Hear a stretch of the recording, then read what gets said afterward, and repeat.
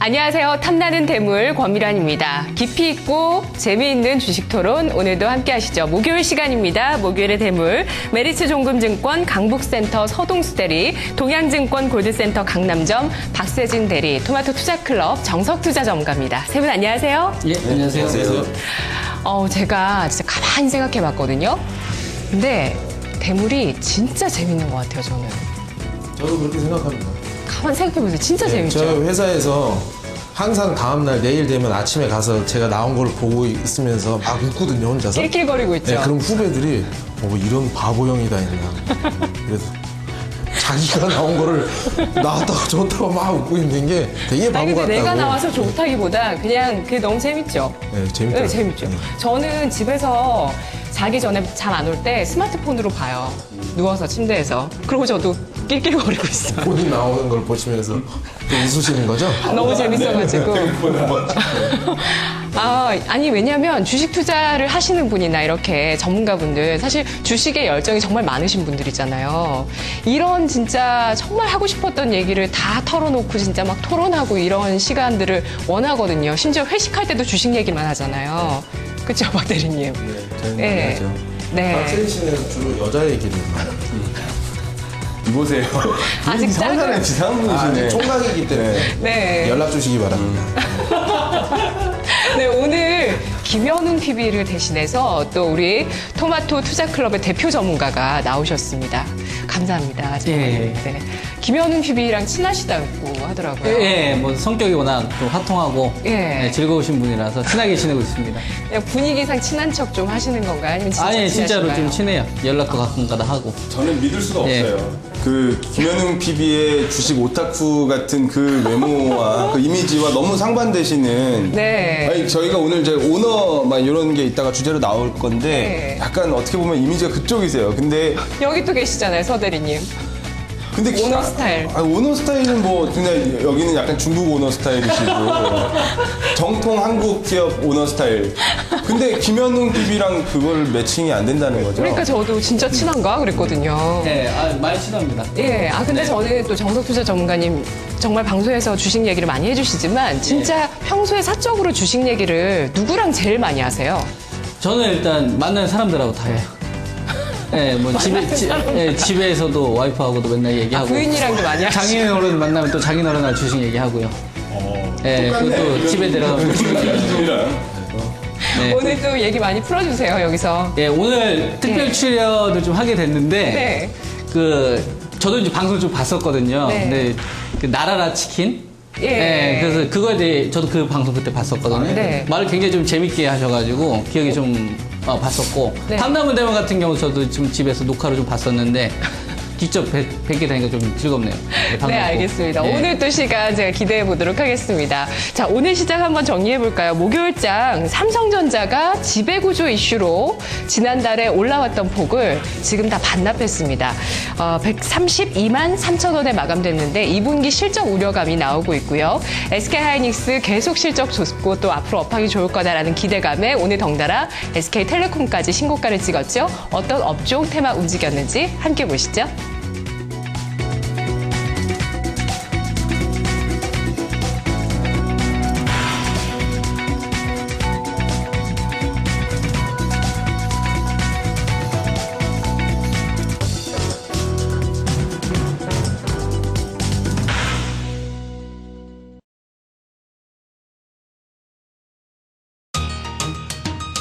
국내 주요 대기업 총수들의 잇단 건강 악화와 고령화로 기업 경영에 오너 리스크가 증폭되고 있습니다. 삼성그룹의 경우 이건희 회장의 심장질환으로 인한 입원 소식이 전해지자 기업 경영에 비상이 걸렸고, 구성래 효성그룹 회장과 이호진 전 태광그룹 회장은 암투병으로 현재 정상적인 그룹 경영을 하지 못하고 있습니다. 또 다른 오너 리스크로 대기업 총수가 형사사건에 연루되며 경영에 심각한 차질을 빚기도 하는데요.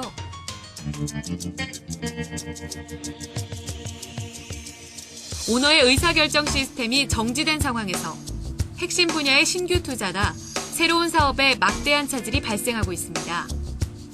이에 대해 오너 중심의 지배구조에 대한 비판의 목소리도 높아지고 있습니다. 하지만 대기업 성공 비결을 오너 중심의 지배구조로 보는 견해도 만만치 않습니다. 오너의 책임 경영, 신속한 경영 판단, 빠른 투자 결정으로 이른바 오너 중심의 구조가 가진 프리미엄도 무시할 수 없다는 주장이 제기되기 때문입니다.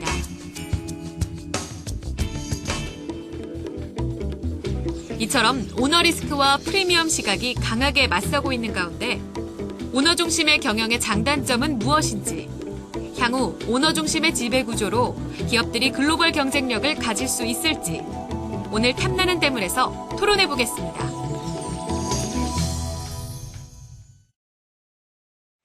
네, 탐나는 대물 오늘 주제 오너 리스크 대 오너 프리미엄입니다.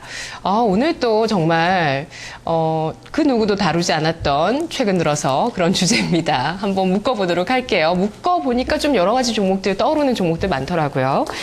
자, 박세진 대리님은 어떤 차트가 핵심이라고 생각하시죠? 네, 오늘 그동안 이제 항상 차트 통해서 처음에 이제 개괄적인 뭐 개념이나 이런 정리를 좀 많이 드렸었는데 사실 이거는 그 제목 저희 토론 주제 자체에도 많은 분들이 공감을 하고 계시겠지만 따로 말씀드릴 필요가 없어요. 한국에 살면서 그 오너 기업 그 오너십 경영에 대한 부분에 대해서 많은 좋은 뉴스도 있었고 안 좋은 뉴스도 있었고 시청자 여러분들께서도 항상 이제 경제 면에서도 많은 부분들 다 보시고 계시기 때문에 네. 사실 따로 개념 정리해드릴 거 없을 것 같고요. 단적으로 기업 사례 하나만 보여드리면 다 정리될 것 같습니다. 그렇죠. 예시로 네. 가야 될 것 같아요. 그래서 LG 생활건강 맞아요. 지금 차트를 띄워놨는데요.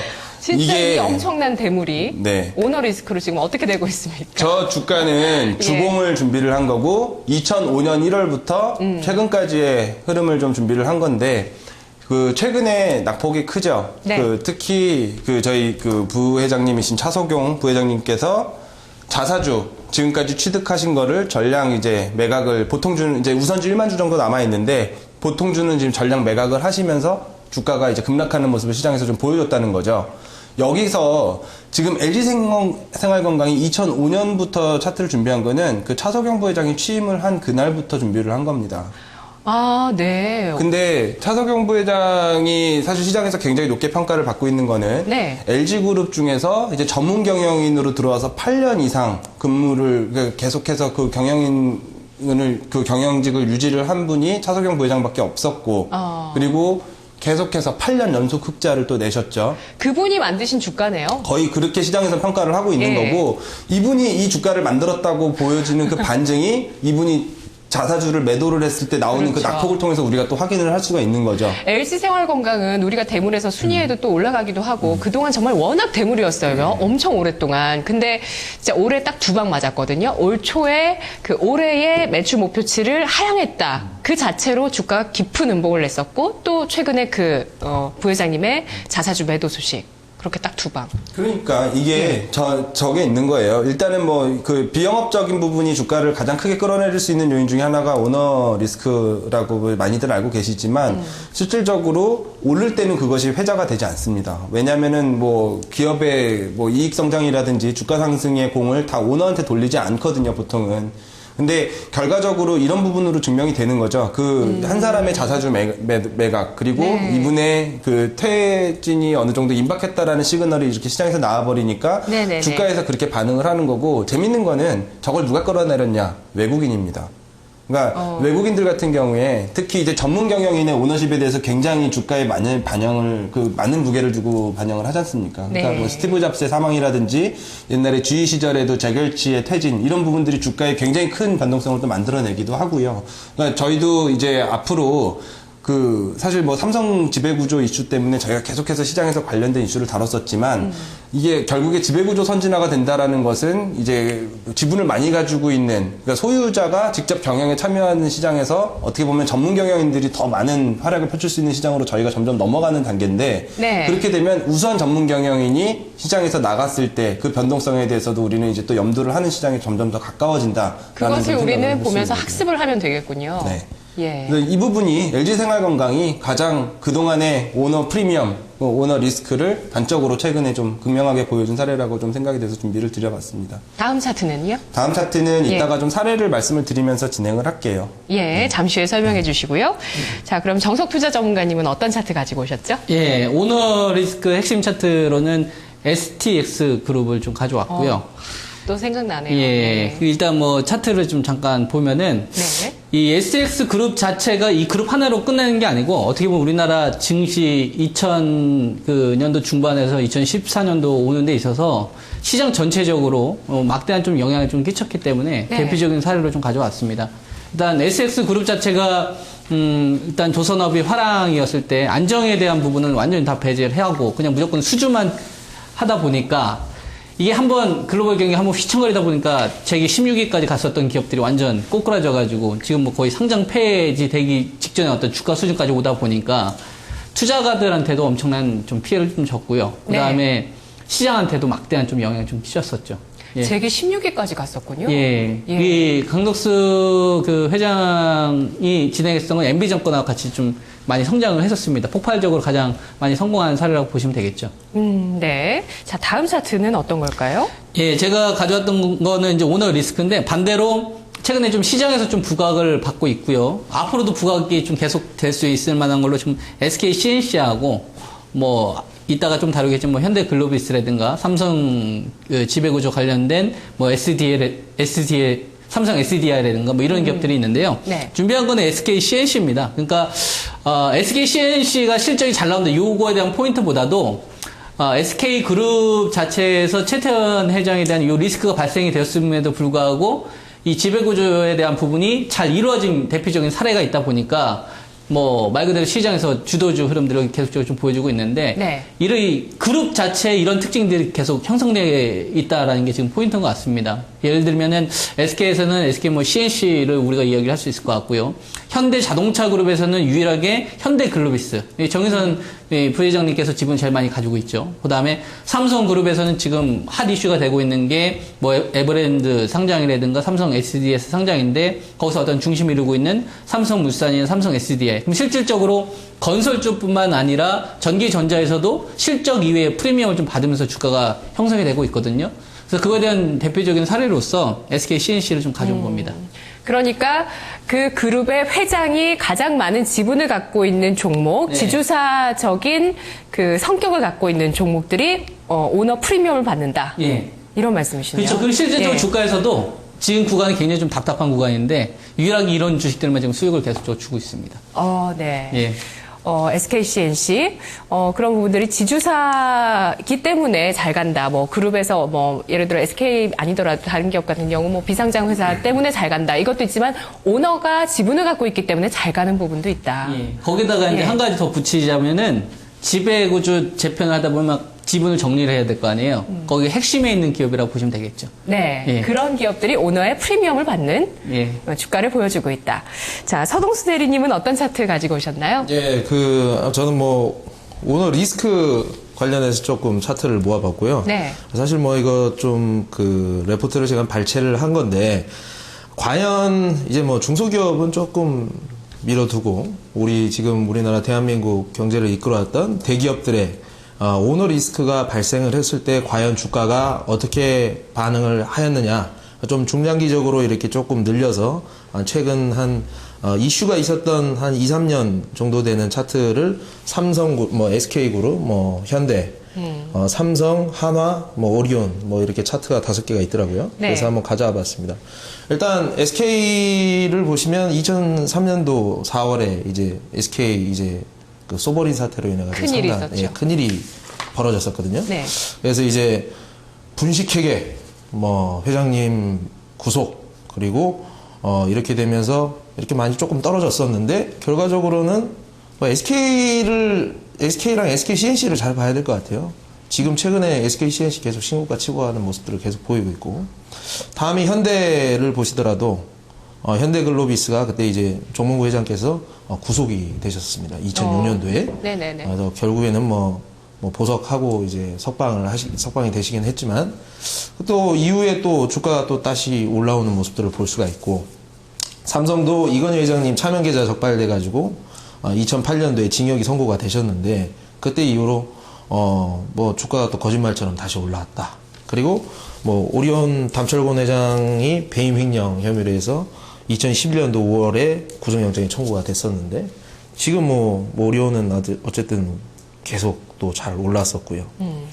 마지막으로 제일 가까운 때 이제 2012년도 이제 8월에 이제 한화의 김승현 회장께서 법정으로 구속이 되셨어요. 그 아들 폭력 관련해서 그 내용이요. 예, 뭐 그런 내용도 있고 뭐 네. 최근에는 뭐 배임 횡령 뭐 이런 얘기까지 좀 있어가지고 네. 지금 뭐 이제 봉사활동 하시면서 지금 뭐 곧 있으면 다시 좀 복귀하시지 않겠느냐. 그래서 하나 주가가 요즘에 제일 안 좋기는 한데 예. 어떻게 됐든 이렇게 5개 사례를 보면서 느끼는 것은 이상하게 그 단기적으로 주가에 영향을 미쳤을지는 모르겠습니다만 중장기적으로는 기업의 투명성을 제고하는 계기가 돼서 펀더멘탈이 더욱더 강화됐고 외국인 지분들이 자연스럽게 늘어나는 계기가 네. 되었다.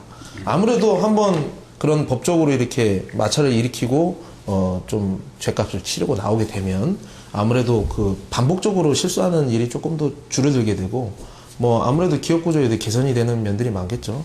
오너 리스크는 매수의 기회인가요? 뭐 일단 대형 이제 이런 그룹들에게는 제가 봤을 때는 가능하다라고 보고 있습니다. 하나 예를 들게요. 이게 기업의 펀더멘탈의 크기라고 기업의 가치라고 하겠습니다. 네. 그 오너의 리스크라는 것은 굉장히 이 오너라는 게 굉장히 중요한 역할을 가지고 있거든요. 내 회사 법적으로 인격을 가지고 있는 법인을 돈을 벌려야 되고 거기에 임직원들을 또 먹여 살려야 하고 또 그러면서 시대가 변함에 따라서 그 변화에 수긍하면서 사업 구조라든가 새로운 사업을 끼워 맞추면서 계속 그 세를 확장을 시켜내가는 그런 역할을 가지고 있거든요. 그렇지만 오너가 깨끗하지 못하다는 것 그리고 리스크를 가지고 있다는 것 자체가 굉장히 기업한테는 위험합니다. 단적인 예로 배임 횡령 그 상장 폐지 요건입니다. 그렇게 돼 있죠. 오너 리스크를 가지고 있는 회사가 이만한 가치가 있다 그러면 오너 리스크가 있으면서 이렇게 가치가 줄어든다고 볼 수가 있죠. 그런데 갔다 오면서 다시는 그런 잘못을 이루지 않게 되면 어떻게 보면 펀더멘탈이 개선이 되는데 리스크에서 프리미엄으로 전환을 하는 계기가 될 수도 있다. 그래서 이런 대기업들은 최태원 회장님 지금 가지만 시스템적으로 굉장히 잘 굴러가고 있습니다. SK 경우에는. 네. 그래서 시스템적으로 좀 어느 정도는 뭐 아주 오래 계시면 안 좋을 수 있겠지만 그런 것들은 어떻게 보면 매수 기회로 잡아야 된다. 뭐 한화 같은 경우도 지금 최근에 오너 리스크는 둘째치고 아주 뭐 이라크 사태까지 해가지고 아주 설상가상인 상태인데 네. 중장기적으로 우리 한번 이게 진짜 과연 적절한 주가인가 한번 생각을 해봐야 된다. 매수 시점일 수도 있다. 대물을 찾는 통찰력은 거기서 나올 수도 있겠다. 예. 오너 리스크가 이제 프리미엄으로 전환되는 것들, 어떤 식으로 전환이 될 수 있을 만한 가치가 있는가, 잠재력이 있는가, 이런 부분들을 좀 생각을 해봐야 된다는 거죠. 자, 구체적인 사례 좀 살펴보도록 하겠습니다. 박세진 대리님, 오너 리스크, 오너 프리미엄, 구체적인 사례들, 뭐가 있을까요? 너무 다양한 사례들이 많아요. 네. 사실 뭐 앞에서 열거해주신 그 기업들 특히 이제 총수 관련된 이슈들이 사실 오너 리스크로 많이 부각이 되기도 하고 사실 역사적으로 보면은 그런 부분들이 어떻게 보면은 우리의 그 지정학적 리스크와 비슷한 패턴으로 기업에 있어서는 막 이벤트 드리븐 성격의 저가 매수 기회를 또 제공을 하기도 했었던 게 사실입니다. 근데 이게 오너 리스크라든지 오너 프리미엄 관련된 부분은 꼭 이제 그 지배하고 있는 그 총수의 뭐 이제 불법적인 뭐 이슈라든지 뭐 이런 것만 있는 게 아니거든요. 그러니까 예를 들면 극단적인 예로 그 아까 말씀드렸던 뭐 지분 매각이 될 수도 있는 거고요. 네. 그리고 이제 그 아들이나 뭐 이제 후계 구도를 형성하는 과정에서 이제 좀 또 적절하지 못한 후계자가 생기면서 거기서 또 경영권은 넘어갔지만 그 이제 사업 가치 자체가 또 위축되는 경우도 있는 거고 그러니까 다방면에서 좀 생각을 해볼 필요가 있는데 하나하나 기업의 예를 들어서 좀 말씀을 드리겠습니다. 네. 일단 그 제일 큰 리스크는 오너십이 없는 기업들이 제일 큰 리스크를 가지고 있죠. 어떻게 보면. 그걸 어떻게 알 수 있죠? 그러니까 방만한 주인이 없는 회사죠. 그 주인이 없는 회사였다가 주인을 만나서 최근에 대박을 친 회사 대표적으로 보고 있는 오늘 5만 원의 그 가격대를 돌파한 하이닉스가 될 수가 하이닉스? 있습니다. 예. 그러니까 주인이 없는 상태에서 그 투자 결정이라든지 아니면은 그 글로벌 트렌드에 좀 이렇게 선제적으로 대응 못하는 모습으로 계속 보여왔기 때문에 그동안 어떻게 보면 개미들의 지옥이라는 오명을 들을 정도로 주가 흐름이 재미가 없었다가 SK그룹이라는 굵직한 주인을 만나게 되면서 적극적인 투자 집행 그리고 이제 선제적인 좀 대응을 통해서 결국에 이제 주가가 5만 원 선까지 끌어올라오는 물론 업한 부분이 좋아서 그게 뒷받침이 됐겠지만 그 길고 길었던 반도체 부분의 치킨 게임에서 하이닉스가 승자로 자리 잡을 수 있었던 원동력 중에 하나는 그 오너십이 또 확보가 됐었던 부분이 있었기 때문이다라고 좀 정리를 할 수가 있을 것 같고요. 두 번째 보시면은 MD스테크 관련된 사례도 또 생각을 해볼 수가 있죠. 이거는 오너가 없었다가 생긴 게 아니라 처음부터 벤처 캐피탈이 이 회사를 키워서 누군가에게 강력한 오너에게 던지기 위해서 육성을 한 회사나 마찬가지거든요. 한컴에 예. 인수가 됐죠. 그러니까 처음에 이제 MD스테크의 최대 주주는 스틱 인베스트먼트였죠. 그러니까 스틱 투자자문이 네, 그 네, 네. IT 서비스, IT 하드웨어 관련돼서 처음으로 투자를 집행했었던 회사였고 이게 거의 1호의 성격을 가지고 있었기 때문에 1호부터 그럼 성공을 시킨 겁니까? 그 거기서는? 뭐 워낙 유명한 벤처 캐피탈이기 때문에 많은 비상장사들에 대한 투자 성공 사례가 있지만 실질적으로 이 IT 관련해 가지고는 처음이었다라는 거죠. 근데 이 케이스를 굉장히 베스트 케이스로 만들어냈고 네. 결과적으로 그 창투사부터 이제 한컴이라는 굵직한 주인이 만나기까지 그 좋은 오너를 만나면서 주가가 그만큼의 폭발을 또 갖는 또 모습을 좀 보였었고요. 마지막으로 좀 이제 불안한 부분들은 꼭 이렇게 직접적으로 뭐 형을 살거나 막 이렇게 되는 게 아니더라도 오너에 대한 시장의 불신이 주가의 그 펀더멘탈을 제한하는 경우가 우리 많이 보고 있는데 대표적인 예가 최근에 굉장히 안 좋은 모습을 보이고 있는 SM 엔터테인먼트. 왜요? 이수만 회장님이 뭐 그러니까 꼭 있나요? 오너에 네. 이게 결부되는 부분까지 보려면 우리가 뉴스로 확인을 해야 되겠지만 결과적으로 지금 SM의 주가를 누르고 있는 부분은 세무조사 부분이 가장 큰 부분이거든요. 네네네. 근데 항상 이제 세무조사에서 기업의 뭔가 탈루 혐의라든지 뭐 배임 횡령은 결국에 이제 오너의 결정 없이는 이루어지지 않는 경우가 많기 때문에 네. 이런 부분에 대한 불안감을 지금 시장에서 주가로 내포를 하고 있는 거다. SM 많이 떨어졌네요. 엄청나게 많이 떨어졌고요. 이런 네. 부분들은 사실은 기업뿐만이 아니라 전체 그 비슷한 피어 그룹에 영향을 주기도 하거든요.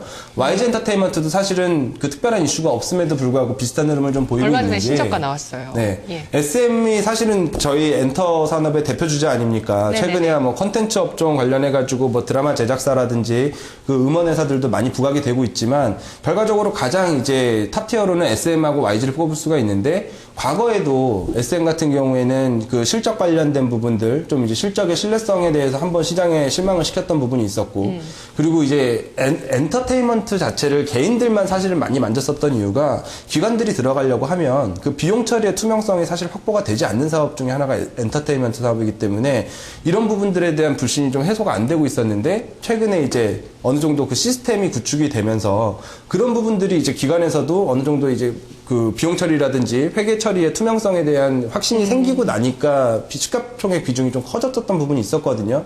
그게 다시 이제 세무조사로 다시 또 이제 톤다운되는 이런 흐름을 좀 우리가 보는 거고. 네. 셀트리온 같은 경우에는 아직 뭐 무슨 구체적인 혐의 아무것도 안 나왔지만 항상 이제 회장님의 말씀이 구설수가 되면서 주가의 방향에 영향을 주죠. 실질적으로 뭐 해외 뭐 기술 수출이라든지 아니면 뭐 회사 매각에 대한 부분들 뭐 결정되는 거 없는 상황에서도 뭐 이제 공매도 세력의 소행이다. 그리고 뭐 근데 주가는 그렇게 나쁘지는 않은 것 같아요. 지금은 최근에나 좀 조용해진 거고요. 사실은 이게 급등과 급락은 항상 그 서 회장님의 코멘트로 뭐 어떻게 보면 마리오 드라기 같은 분이 돼요. 마리오 드라기 뭐 자네 델런, 뭐 버냉키, 뭐 이런 식으로 이게 사실은 시장의 방향이 펀더멘탈이 아니라 왜냐하면 또 이 종목이 코스닥의 대장주거든요. 그렇다 보니까 그게 얼마나 코스닥의 어떻게 보면 더 버냉키군요. 역설이죠. 코스닥 시장에서 가장 큰 시가총액 예. 비중을 차지하고 있는 회사가 네네네. 대표이사의 그 말 몇 마디, 그 언론에다 내보내는 코멘트 몇 마디로 그 큰 변동성을 보인다는 것 자체가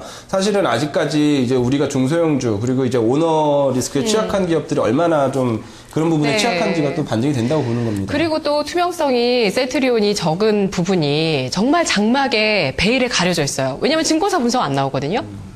지금 증권사 애널리스트들이 분석을 거부하고 있나요? 그거 안 해요.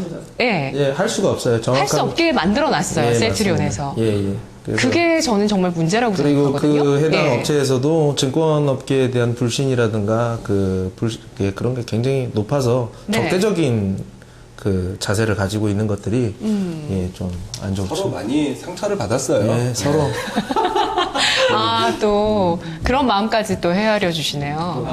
다시 화해를 했으면 좋겠는데 좀, 예, 쉽지 않아 분석도 좀 보입니다. 나와야 우리 투자자분들이 알 수 있잖아요, 이 기업에 이게 대해서. 근데 진짜 예. 그 시가총액이 그렇게 코스닥에서 큰, 그리고 우리 지금 앞으로 우리나라가 지금 성장 산업으로 꼽고 있는 업종 중에 바이오테크인데 그럼요. 만약에 셀트리온이 조금 잘못된다고 한다는 것은 코스닥 시장 전체 그리고 이 바이오테크 전체에 대한 그 모멘텀에 대한 신뢰성에 굉장히 좀 많이 줄어들 수 있다라는 점에서 네, 뭐 좀 매각을 아쉬운- 하신다면 매각이 좀 잘 됐으면 좋겠고요, 어쨌든. 네, 네. 네, 네. 자, 정석투자 전문가님, 네. 사례 들어주세요.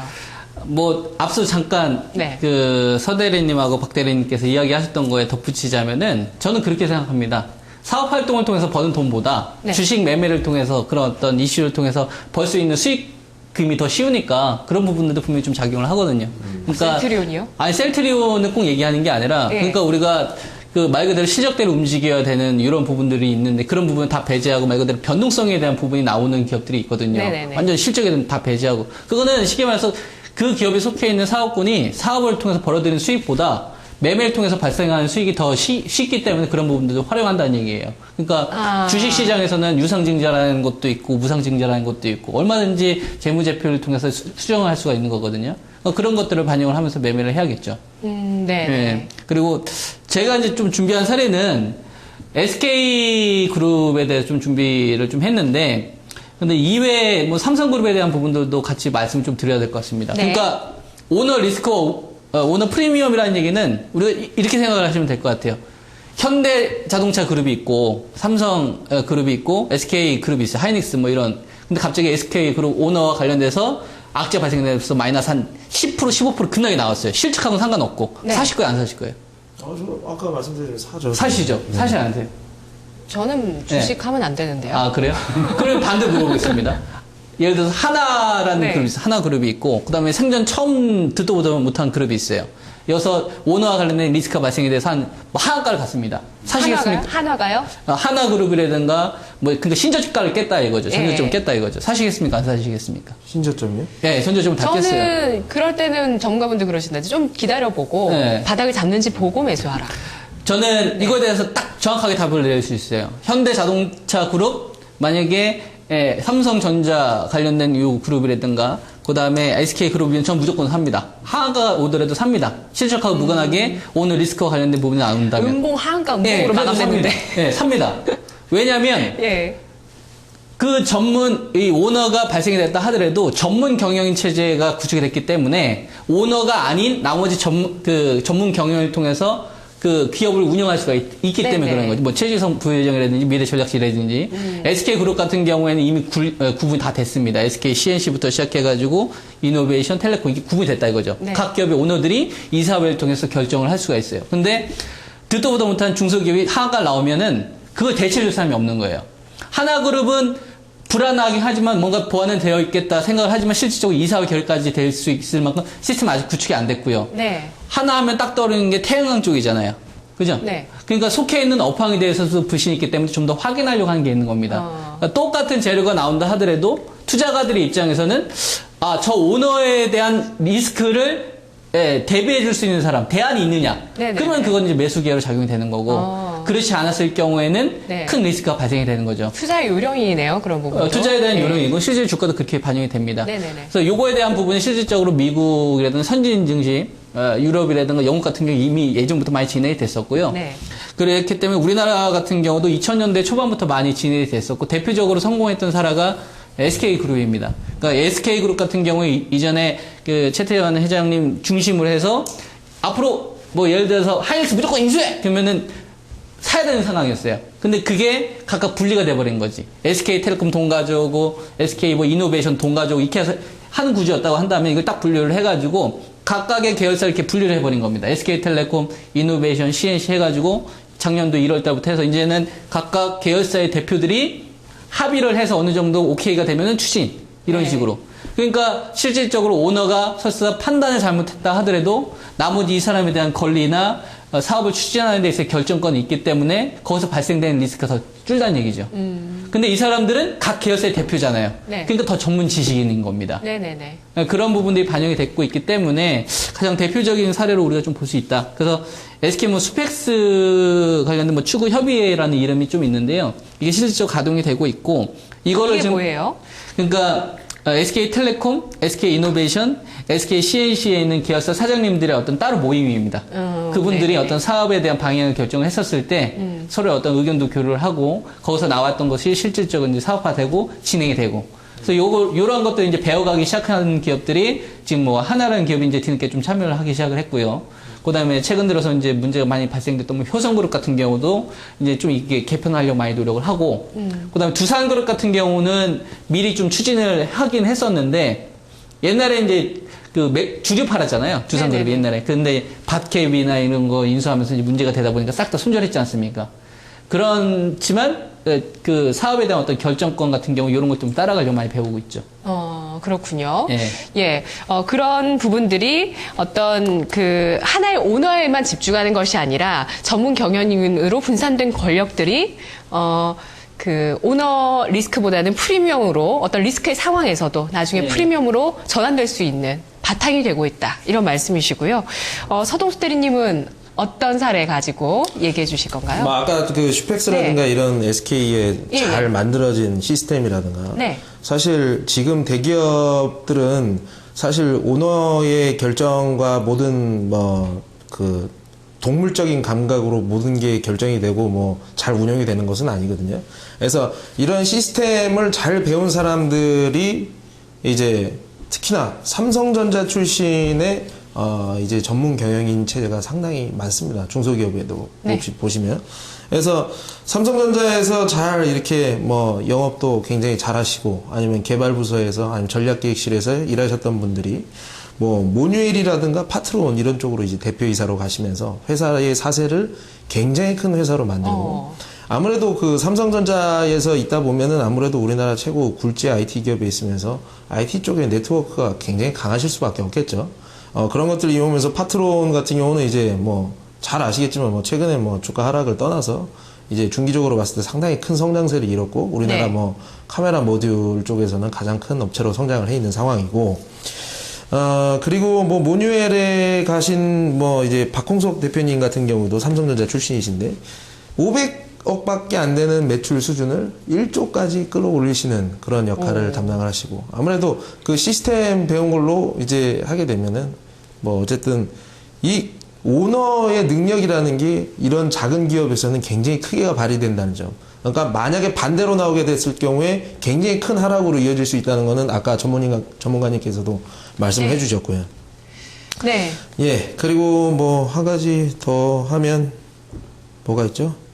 이거 저희 회사이긴 한데 저희 회사는 이제 저희 회장님께서 그 전문 경영인을 데려오셨습니다. 지금 저희는 대표님이 두 분이세요.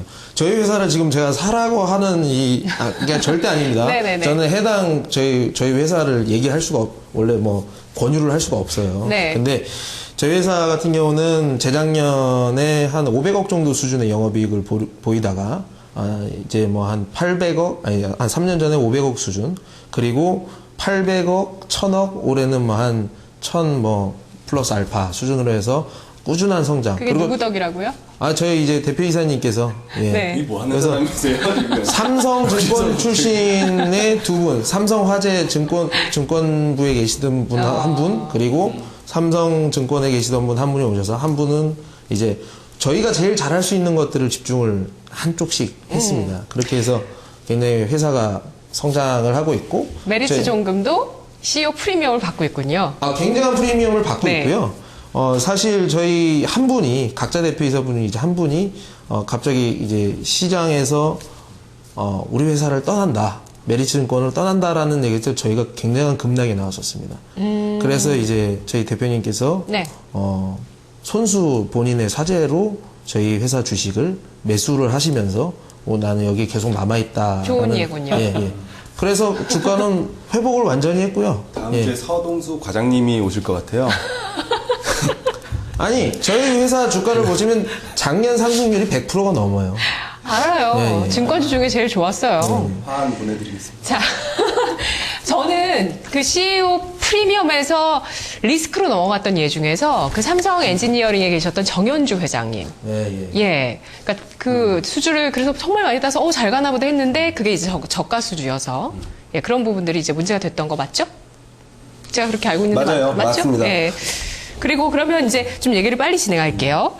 오늘 영향력이 주가에 직접적으로 영향을 미치는 경로 얘기해 주세요. 네, 여러 가지가 예. 있는데 좀 이제 보다 보니까 우리 토마토 말고 다른 미디어 저널에서 전체 2014년 들어오면서 오너리스크가 가장 적은 30대 기업 중에 톱 10을 뽑은 기사가 있더라고요. 오, 재밌네요. 근데 거기 평가 항목이 여러 가지가 있는데 굵직하게 보면 3가지 정도로 압축할 수가 있을 것 같아요. 네. 그러니까 위기 관리 능력이랑 수익 창출 능력 이거는 하나로 그냥 경영 능력이라고 치고 예. 또 하나가 주주와 채권자 보호 그리고 마지막이 지배 구조가 얼마나 탄탄한가 그걸 가지고 평가를 하는데 이게 결국에는 다 주주 가치에 결국에 기업 가치에 영향을 미치는 그 경로에 다 각 평가 요소들이 그대로 적용이 된다고 생각이 들더라고요. 필기해야 되겠네요. 네. 예. 그래서 결국에는 1위 삼성, 2위 한국투자금융, 3위 현대중공업 이런 식으로 갔는데 요는 저희가 볼 때 이제 배임 횡령 이런 부분들 나오면은 너무나도 명확하게 악재로 뜨죠. 아까 말씀하셨지만 거의 이거 상장 폐지 요건으로도 심하면 갈 수가 있는 거고 네. 또 최대 주주 지분 매각 이거 아까 말씀을 드렸으니까. 근데 또 민영화라든지 M&A를 통해서 주인이 바뀌는 것도 분명히 또 프리미엄 요소로 작용을 할 수가 있다. 또 리스크 중에서 한 가지 아까 삼성그룹 말씀을 주셨기 때문에 이런 사례가 생각이 나는데 지금 삼성전기 이거 삼성그룹도 전반적으로 좋은 흐름 보이고 있는데 몇 가지 네. 회사 굉장히 힘든 회사들이 있지 않습니까? 근데 전기는 업황 때문에 그런 거 아니에요? 업황도 그런데 네. LG 이노텍하고 삼성전기가 왜 그렇게 어떻게 보면은 쌍둥이 주가라고 옛날에 칠공주로 같이 묶였던 게 LG 이노텍과 삼성전기였는데 지금 왜 그렇게 G5, G3. 그걸로 보기 전부터 엄청나게 벌어졌죠. 사실 작년부터. CEO 때문이라고요? 가장 큰 이유는 네. 이런 부분도 생각을 해봐야 돼요. 삼성전기가 예전에 그렇게 높은 프리미엄을 받았었던 이유는 삼성 모바일 디스플레이를 소유하면서 갖고 있었던 LED 사업 부분 때문이었습니다. 근데 LED 사업 부분이 어떻게 주주 구성이 돼 있었냐면 삼성전기 50%, 삼성전자 50% 그렇게 돼 있었어요. 근데 이게 왜 삼성전기의 회사였냐면 이사의 수가 삼성전기에서 3분 계셨고 삼성전자에서 2분 계셨기 때문에 이사가 한 분이 더 많아서 삼성전기의 연결 실적으로 반영이 됐었거든요. 근데 이재용 부회장이 취임을 하고 나니까 결국에 삼성전자의 실적을 몰아줘야 되는 돈 되는 사업부들을 줘야 되죠. 그렇게 해서 LED 부분이 삼성전자로 넘어갑니다. 네. 이것도 오너 리스크죠. 어떻게 보면. 그러니까 전혀 기업 가치가 바뀐 게 없어요. 사업 부분 똑같이 하고 있었고 지분 똑같이 가지고 있는데 네. 이제 오너 상단의 결정 하나만으로 사업부가 왔다 갔다 하는 리스크까지도 생길 수가 있는 거고요. 그러니까 이런 부분들은 사실 시장에서 통제가 안 되는 거기 때문에 더 시장에서 중요한 거고. 그렇죠. 아까 전문가님께서 중요한 말씀 해주신 부분들 중에 하나가 이런 회사들은 오너 리스크도 하면 사고 이런 리스크들은 우리가 못 산다라고 했던 거는 네. 요약하면 그건 것 같아요. 소유와 경영이 분리된 회사냐 아니면 그게 같이 가는 회사냐. 네네네. 근데 국내 기업 같은 경우에는 워낙 오너십 경영이 좀 예전부터 지배구조, 재벌 구도로 형성이 많이 돼 있다 보니까 소유와 경영이 같이 가는 회사들이 굉장히 많았습니다. 네. 근데 이런 부분들이 이제 점차 지배구조 선진화라든지 주주구 가치 제고 이런 부분을 통해서 분리가 되고 있는 상황이고 거기서는 이제 우리가 또 다른 오너십 리스크와 오너십 프리미엄을 좀 옥석 가리기를 구분할 네. 수 있는 눈을 좀 키워야 된다라는 말씀. 이분이 입이 확실히 풀리셨어요. 박 대리님. 서과장님. 네, 서과장님 되셔가지고. 네. 그러니까, 입이 박 지금. 과장님하고 서과장님하고 같이 이야기하는 것 같습니다. 네. 앞으로 미래가 두 분 창창하십니다. 네. 네. 자, 우리 대물인지 정리를 해볼까 하거든요. 네. 네. 그 전에 추가하실 말씀 있으신가요? 정리해볼게요. 자, 네. 대물인지 아닌지. 자, 오너 리스크 피했거나 또 오너 프리미엄을 받고 있는 종목들, 앞으로 대물이라고 생각하고 접근해도 될까요? 서동수 대리님. 저는 이거 대물은 좀 아니다라고 좀 생각을 하고요. 네. 사실 우리 옛날에 애물단지 했었는데 그거 피하는 정도의 수준이라고 보시면 될 것 같다. 그리고 시스템으로 돌아갈 수 있는 대기업 아까 사이즈로 제가 좀 구분을 했었는데 한화는 약간 어떻게 보면 좀 시스템이 떨어진다고 얘기할 수도 있겠습니다만 네네네. 어떻게든 사이즈 상으로 봤을 때 큰 기업들은 시스템을 돌아가서 회사를 돌릴 수가 있기 때문에 오너 리스크는 이제 매수 기회로 봐도 무방하다. 근데 오너의 능력으로 회사가 돌아가는 작은 기업의 경우에는 아주 조심해야 되고 그런 한 번 이 발생을 했다는 것은 결론적으로 한 번 원래 처음 하기가 어렵잖아요. 2번, 3번은 어렵지 않습니다, 사실. 그래서 언제든지 네. 한 방에 날아갈 수도 있는 굉장히 큰 리스크가 신호가 나왔다는 저는 신호가 나온 걸로 보거든요. 아예 바뀌지 않는 이상 대주주가. 네. 예. 그래서 예. 무슨 아무튼 기업을 예로 들어서 피하는 걸. 예? 무슨 기업을 예를 들어서 말씀해 뭐 주시죠. 수없이 많죠. 수없이 많습니다. 예. 잠시 후 대물 종목으로 좀 얘기해 보고요. 정석투자 전문가님 대물입니까? 저는 잘만 고르면 대물이라고 생각을 합니다. 그러니까 모든 사업 부분에 있어서 특출나게 뛰어난 오너들이 있어요. 예, 예를 들면은 우리가 삼성 아는 분 계신가요? 아니 그러니까 이제 뭐 우리가 아주 그냥 어렵게 생각할 필요 없이 그래요? 그냥 뭐 미국을 예를 들면은 투자가로 딱 떠오르는 사람 있잖아요. 워런 버핏. 그죠? 워런 버핏이 예를 네. 들어서 뭐 태양광에 딱 투자를 한다. 그러면은 우리가 딱 생각하기에 뭔가 있다 이런 생각이 들잖아요. 그죠? 그리고 삼성전자그룹이 우리가 애플 따라잡기 이전 상황 잘 보면은 그 당시에는 반도체가 먹여 살렸었어요. 그죠? 그러니까 반도체가 먹여 살렸었는데 애플폰 보니까 이게 넘어가는 거 보니까 이 상태로 가게 되면 10년 이내에 삼성을 대표하는 제품들이 사라지겠다. 안 되겠다. 다른 거 다 손절, 모바일 쪽으로 몰빵 해서 60%, 70% 그게 몰빵했잖아요. 이건희 회장의 또 능력이기도 그쵸. 하죠. 근데 마하 경영 뭐 이러면서. 근데 거라. 그렇죠. 근데 이 당시에 네. 잠깐만 좀 더 말씀을 드릴게요. 이 당시에 SX그룹 같은 경우는 계속 밀었단 말이에요. 그리고 다른 웅진그룹 같은 경우에는 태양극동건설 인수하고 태양광산업 진출했는데 이게 상황이 나빠지는 것도 알았는데 이상해서 손절하기 미루고 그래가지고 이게 손절 정말 중요한데요. 그렇죠. 그러고 나서 예, 이게 완전 오늘도. 극명한 차이 보였고요. 예. LG그룹을 마지막으로 예를 들면은 LG그룹도 태양광에 진출했었어요. 그러다가 1조 손절했습니다. 1조 손절하고 그리고 나서 사업을 재편했던 게 자동차 부품. 그리고 나서 했었던 게 아까 LG 이노텍 얘기하면서 LG 이노텍을 중심으로 자동차 부품이라든가 이쪽을 키우면서 지금 뜬 거거든요. 그러니까 오너에 대한 프리미엄은 분명히 저는 반영이 된다고 보고 있고 특출나게 잘하는 사람도 있어요. IT도 마찬가지. 그런 사람들 쫓아다니면서 매매하면 좋을 것 같고요. 네네. 아까 말씀하셨던 대로 MD스테이크 했던 게 스택 인베스먼트잖아요. 이 사람들 매매하는 스타일이 벤처 기업을 편히 매수함과 동시에 매도할 사람들을 골라놓습니다. 그러니까 나중에 올라오면 파는 게 아니라요. 이미 종목에 대해서 투자를 하게 되면 팔 사람들을 정해놔요. 그리고 나서 사후 진행을 하거든요. 그래서 뭐 코스닥에서는 엑세스바이오 같은 경우는 그런 식으로 진출을 하죠. 그러니까 특출나게 좀 그 잘하는 사람들은 네. 따로 선별을 해가지고 매매하면 많은 도움이 되지 않나 이렇게 말씀드릴 수 있습니다. 오늘은 뭐 2시간 해야 될 것 같은데 시간은 늘 한정돼 있습니다. 네, 오늘 박세진 대리님 대물일까요? 뭐 저기 앞에서 충분한 설명해 주셨다고 보고요. 대물입니까?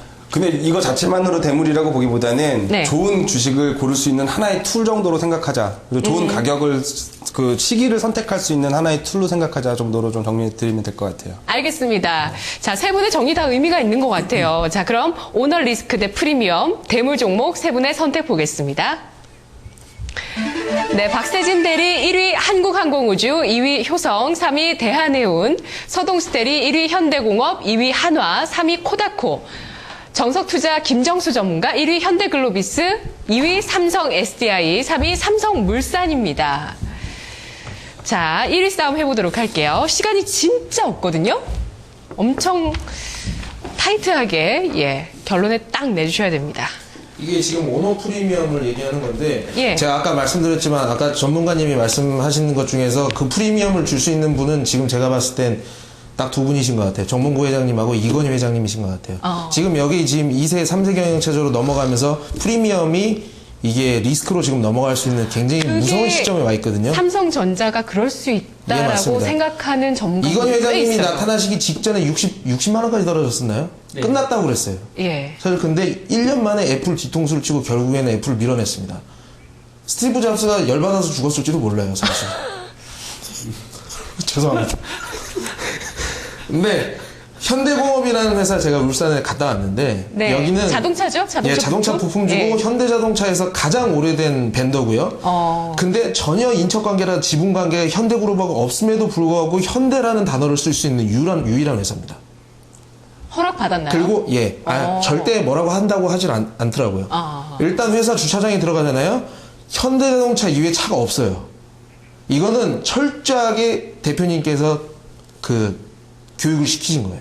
고객사와의 그 그렇죠. 신뢰관계를 구축을 예. 그렇게 하셨다는 그 거죠. 고객사 캡티브 고객이라는 그 고객과의 커뮤니케이션, 임직원과의 커뮤니케이션에서 굉장히 뛰어납니다.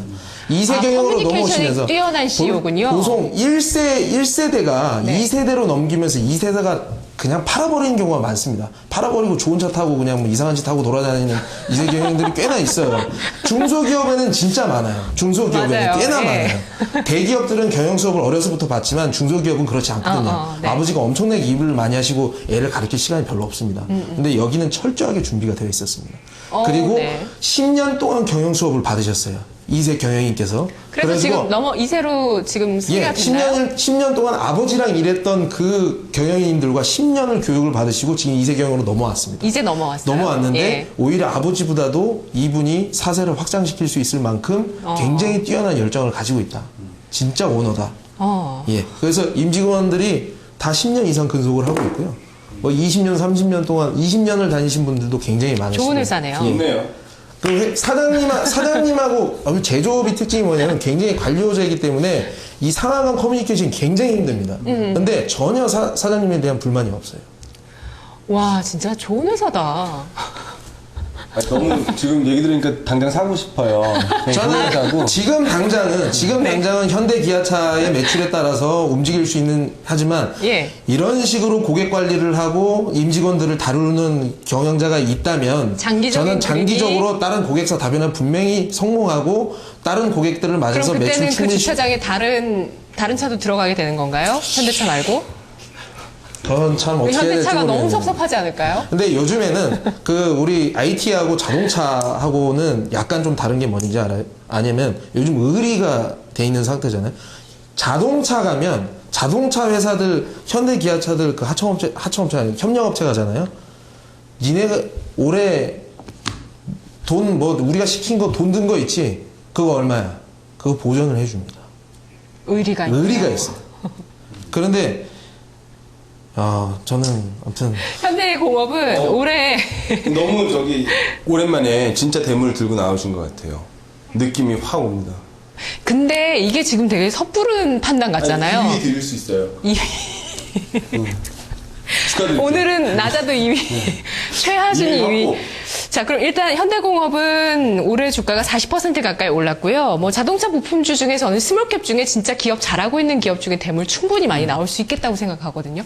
끄덕끄덕 하시네요. 정서투자 전문님도. 네, 왜냐면 예. 충분히 설득이 되는 내용인 것 같습니다. 예. 제가 이제 하나 더 말씀드릴게요. 현대공업이 단순히 하청이 아닙니다. OP만이 10%예요. 현대기아차가 10%로 전 세계에서 완성차 업체 중에서 OP만이 제일 높았어요.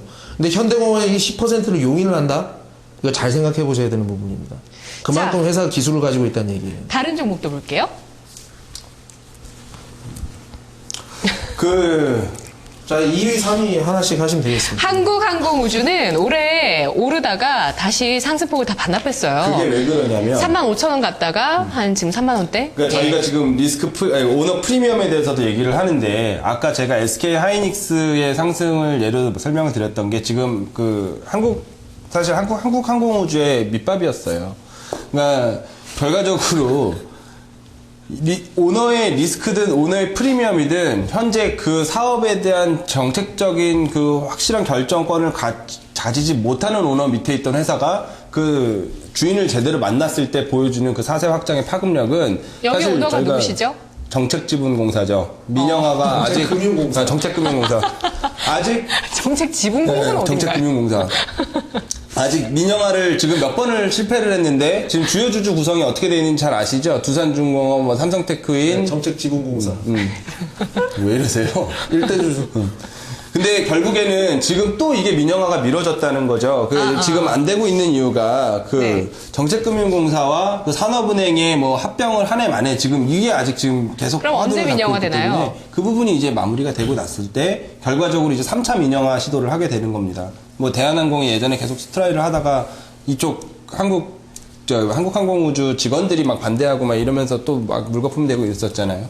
그러니까 이런 부분들이 결과적으로 지금 한국항공우주가 수주로 보여줄 수 있는 영업단에서 끌어올릴 수 있는 주가로는 올해 한번 확인을 시켜줬다고 보여지거든요.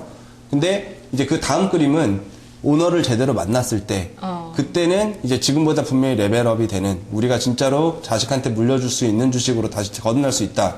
자식도 없으면서 맨날 이런 얘기를 아니 물려주셨어요. 지난번에 한번 물려주셔가지고 저희가 한번 1등 드렸거든요. 예. 연비 경쟁하면서 이쪽 항공 부품이나 이런 쪽 하는 쪽이 업황이 얼마나 좋은지 저희가 한번 확인했었는데 민영화 이것이 근데 이제 오너 프리미엄 이거는 반대입니다. 저는 그 회사를 사세를 확장할 수 있는 기업 딱 두 군데밖에 없다고 생각하거든요. 누구야? 아니 거기 S, H 둘 중에 하나죠. 거기서 가져갈 거예요. 그러지 않겠습니까? 그게 되겠어요? 지금 시가총액이 규모가 이제 대한항공이 덤벼들 수 있는 사이즈가 아니고요. 대한항공 같은 경우에 한진해운 이번에 엎어 쓰면서 그거 뭐 이제 사실은 현대공업도 못 써요. 대한항공은 이제. 자, 오늘 정석투자 전문가 종목 얘기도 들어야 되거든요. 네, 아니, 저는 예. 이게 되게 재밌네요. 저는. 그러니까 보시라니까요. 우리 대물 재밌다니까요. 저도 이제 좀 봤는데, 저도 이제 가끔가다 좀 집에서 보거든요. 네.